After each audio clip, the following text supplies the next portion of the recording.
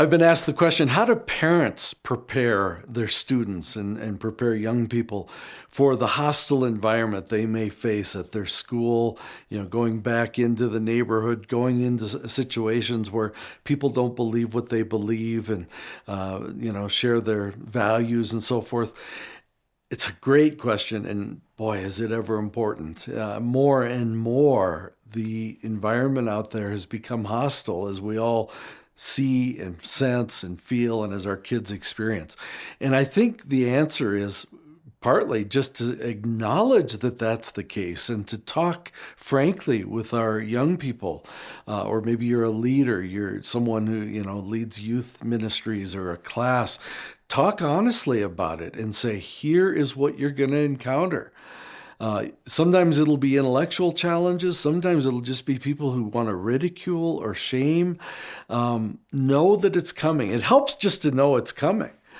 Jesus said, if they hate me, they're going to hate you, my followers. And so it doesn't mean you're doing something wrong. It doesn't mean that there's something deficient in your faith. It might actually be because you're doing things right and because you have a strong faith. So don't be ashamed. Don't be discouraged. In fact, there's verses in the Bible that say, rejoice that, they persecuted our Lord. And if they give you a hard time, it's an honor to be counted among those who are willing to stand for Christ. So I think that's part of it. Just be psychologically ready to know that this is the kind of thing that can happen. But secondly, I think it helps to know what kinds of challenges they'll give, what kinds of things they'll throw at you. And here's what's cool about it. We believe the truth. And so whatever they throw at you, it's not going to be the truth. Or it's going to be a half-truth, or it's going to be a distorted truth. But you don't have to be afraid because what we believe is right. And so what you do need to do is study, to be prepared, as it says in 1 Peter 3:15, to give answers. And one of the best ways we can do it, and if you're a parent or a teacher with young people, is to say ahead of time, here's the kinds of things they're going to say. They're going to say the Bible's a book that's been retranslated so many times you can't trust it.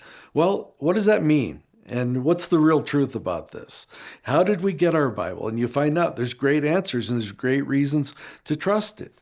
Or they'll say, it's full of myths. Really? Which one? Or they say it's full of contradictions. Really? Which ones bother you the most? Most people are just touting cliches they've heard. They don't know anything. And usually they don't have a myth to point to or a contradiction. But some do, a few do. Okay, what do you think is a contradiction? Let's talk about it. And then you study these things and you study them with your students. You help them prepare. There's all kinds of books that you can read. Some people really specialize for parents, people like Natasha Crane, with her book called Keeping Your Kids on God's Side, and some of her later books about how to talk to them about God and how to know what they believe about Jesus.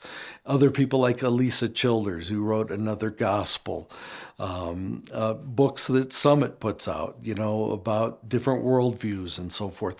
Reading and studying these things together ahead of time makes it so when they get in the situation and they start hearing what are mostly cliches that our culture banties around to try to stump us.